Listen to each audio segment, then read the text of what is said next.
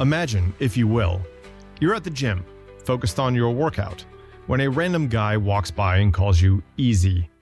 Not in a playful way, but in a way that immediately makes your stomach drop. You weren't doing anything suggestive, but now you feel exposed, like someone just decided who you are without knowing a thing about you. Or imagine you're giving a presentation at work. You've put in the effort, you know your material, and you're proud of what you prepared. But instead of engaging with your ideas, someone dismisses you with, "You're probably just here because of how you look." No matter what you say after that, the label sticks. Now imagine that happening over and over again. Imagine that every time you introduce yourself, asked a question, or just existed near the wrong person at the wrong time, you risked being publicly shamed. How long before you just stopped trying? How long before you decided it wasn't worth the effort? That's what it feels like for a man to be called a creep. It's not just rejection, it's character assassination. For decades, men were expected to approach, take risks, and put themselves out there. And yeah, for a long time, society rewarded them for that. But today, the rules have changed. One misread signal, one awkward interaction, and they can be mocked, filmed, or accused of making someone feel uncomfortable, even if they did nothing wrong. Suddenly, you're a meme, a punchline, a cautionary tale. Social media is full of women ridiculing men for simply saying hello, calling them desperate, weird, or even predatory. Others outright declare that they don't want anything to do with men at all. The message is loud and clear. Don't talk to us. Don't look at us. Don't even think about approaching us unless you're someone we already find attractive. And so, men adapt. They stop approaching. They assume rejection before they even try. They choose not to play a game where the rules keep changing, where the cost of failure is public humiliation. And now, women are starting to notice. Because what happens when the attention that's always been there isn't? What happens when good men stop trying, not because they don't want connection, but because they've learned that even a respectful attempt can get them labeled as a problem? Now flip it again. Imagine you're single and looking, but no one ever approaches you. Ever. The men who do glance your way quickly avert their eyes. They don't start conversations. They don't flirt. They don't even give you a chance to reject them. You wonder, is it something wrong with me? But no, turns out a lot of these guys aren't approaching anyone. Not because they don't want to, but because they've been taught that it's not worth the risk. This is where we are today. Most men don't fear rejection. We've learned from puberty that rejection is a part of life. What they fear is being misjudged. They fear that a normal, respectful attempt at conversation could get them labeled as a creep. And in a world where that label can ruin a reputation, career, or social standing, they've decided it's safer to say nothing at all. So, if you're wondering why men aren't approaching, it's not because they've lost interest.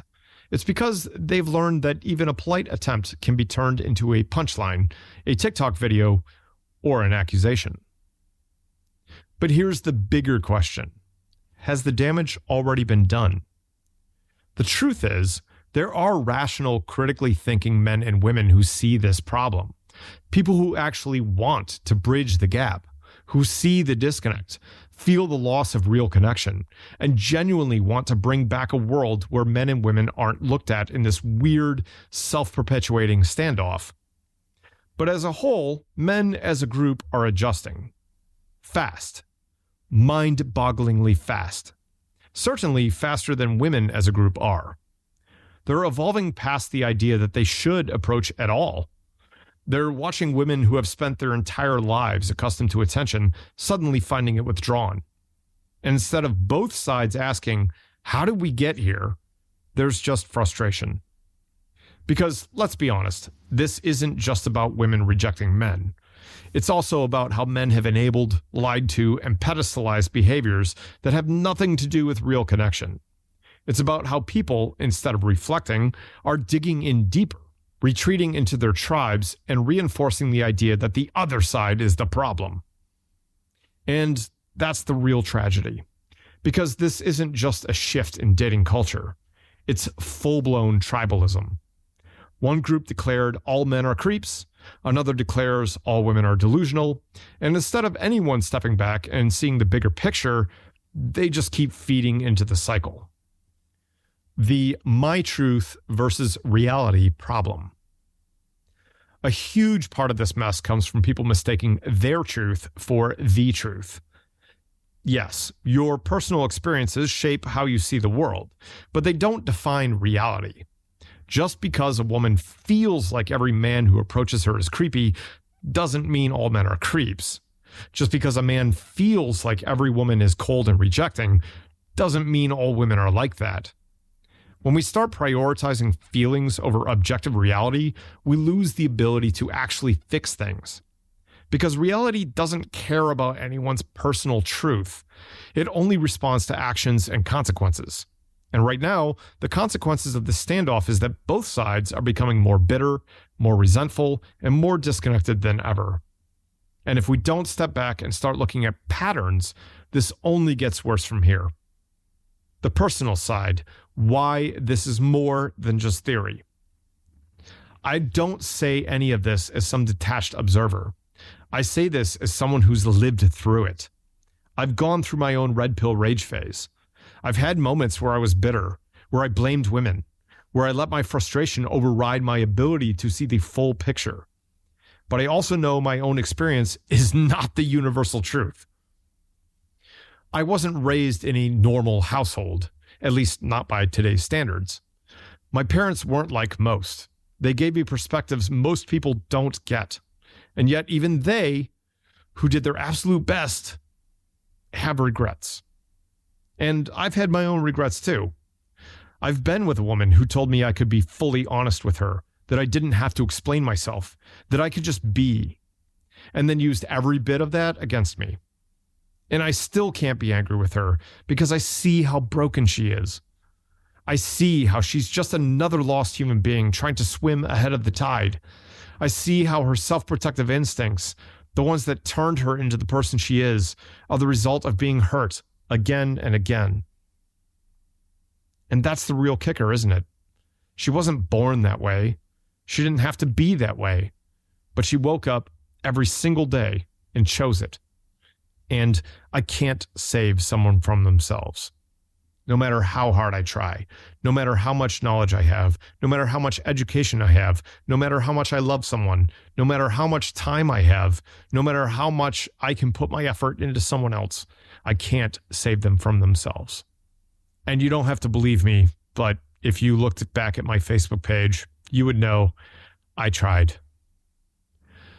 So here's the part where people get mad. Look, I already know what some people will say about this. This is just men being fragile. This is just women not wanting to lower their standards. If you can't handle rejection, stay single.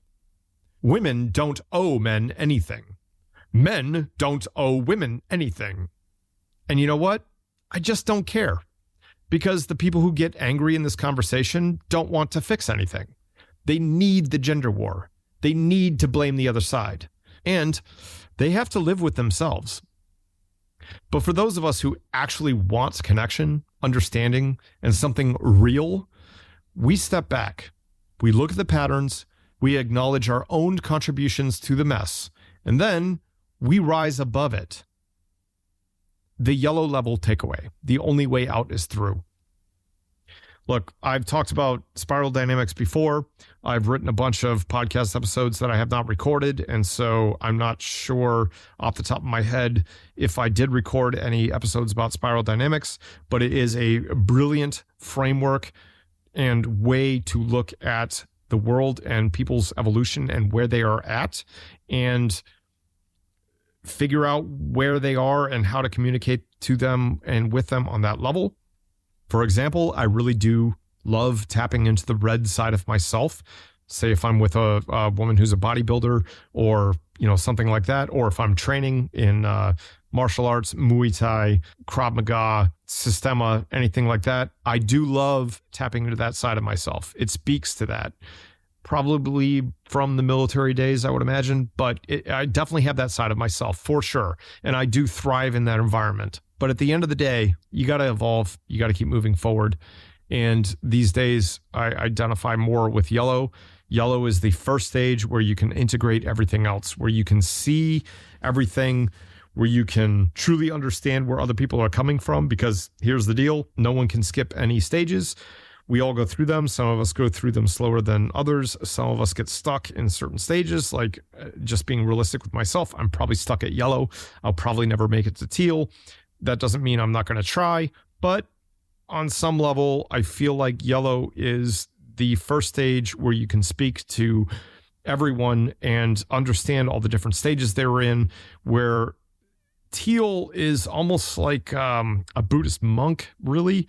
So I really don't know if I ever want to get to teal, because that means I feel like at yellow, if you're yellow, you can connect with people on a level that a teal simply would not be able to connect with people on. So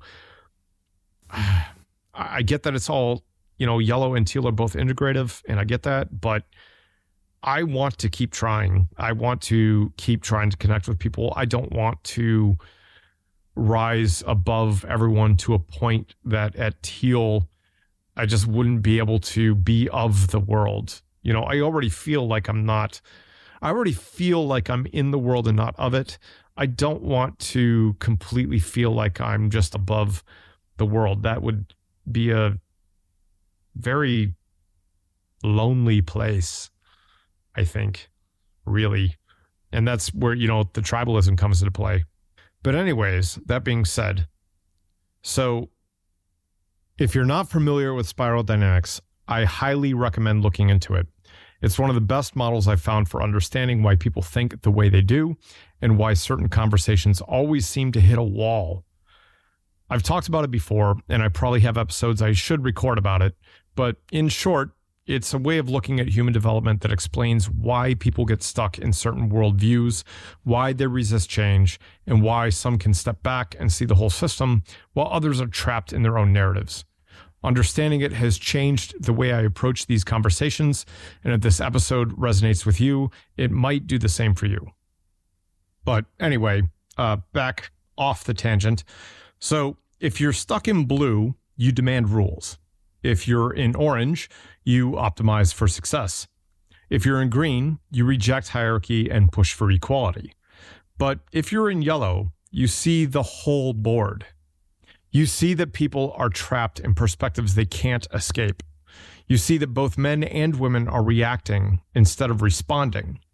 You see that this problem isn't about one gender or one sex versus another gender or sex. It's about a system that keeps us disconnected and convinced we can't trust each other. And if you're truly at yellow, you stop blaming, you stop resenting, you stop letting other people's reactions define your reality.